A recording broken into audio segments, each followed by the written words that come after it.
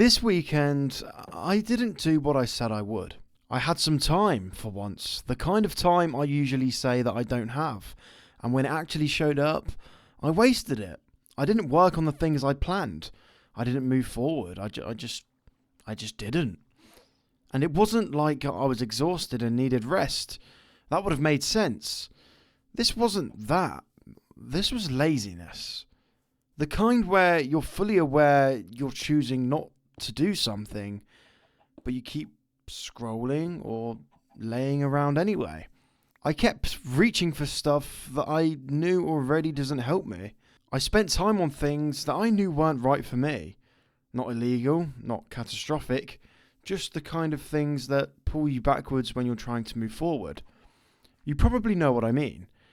Everyone has their own version of it.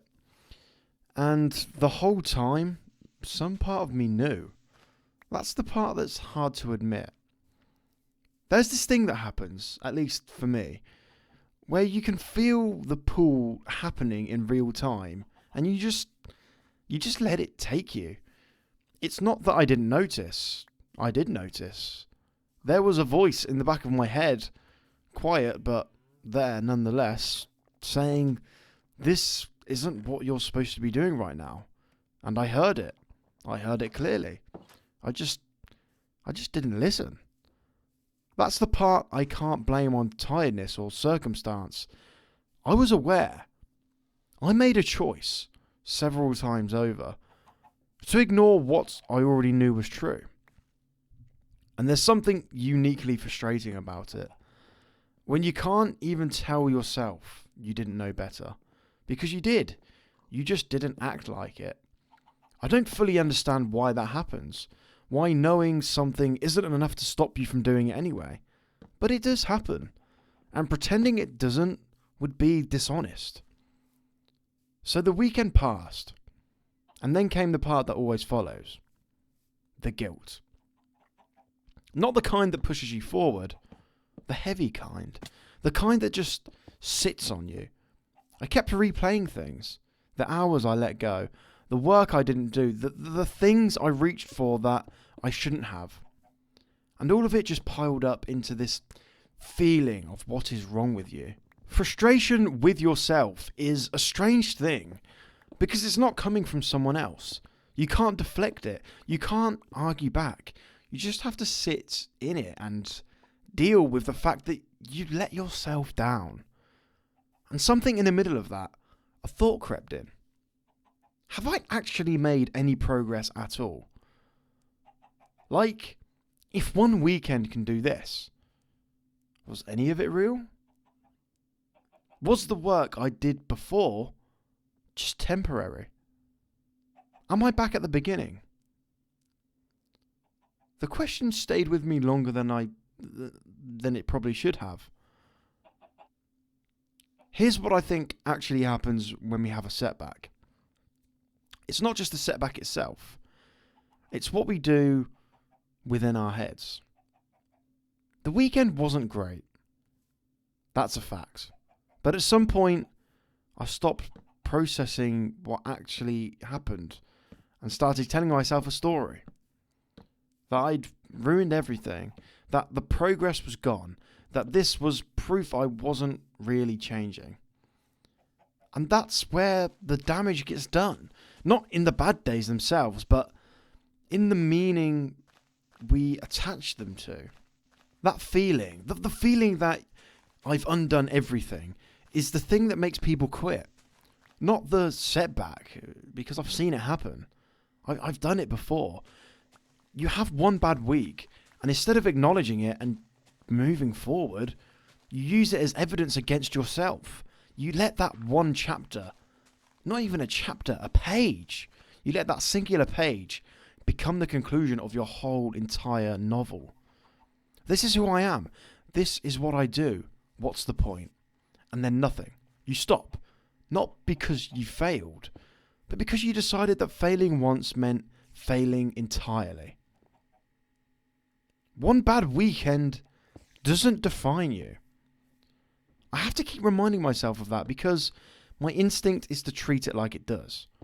Progress isn't a straight line. I know that sounds like something you'd see on a poster, but I mean it practically. The weeks I've been consistent, the habits I've been building, the things I've been working on, none of that disappeared because I had 2 days where I fell short. It doesn't work like that. You don't lose everything you've built because you stumbled. That's not how it works. You lose things by giving up. You lose things by deciding the stumble means it's over. The setback happened. It's real. I'm not dismissing or pretending that it doesn't matter. But it's one data point. It's not the whole picture. And if I let 2 bad days cancel out weeks of real effort, that would be the actual mistake. I'm still learning how to be disciplined. That's just the truth. I'm not on the other side of this. I'm in the middle of it, like I've said many, many times before. And being in the middle of something means there are going to be days, weekends, or maybe even entire weeks where I don't show up the way I want to. That doesn't mean I don't want to change. It means change is actually hard. And I think sometimes I forget that. I expect myself to just decide to be different and then be different. Like, the deciding is the hard part. And the doing should just follow naturally. But it doesn't always follow. Sometimes you decide and then you still fall. And then you decide again and fall again. And that's not a sign that you're hopeless. It's a sign that you're in the process. The real kind. Not the version that looks clean and linear. The actual version. I'm not where I want to be yet. And I know that. But I'm also not where I started. And I need to hold both of those things at the same time instead of just looking at one. There's something I keep coming back to. And it's this idea that who you are isn't defined by where you fail. I believe that. Not because it's easy to believe, but because I've had to. Because if I'm defined by every bad day, every selfish choice, every weekend I let slip away, then that's all I am. And I don't think that's true. There's something in grace that I'm still trying to understand. Not the version that lets you off the hook or tells you it doesn't matter, but the version that says you fell and you're still here and you can still move forward. The slate isn't clean in the sense that nothing happened.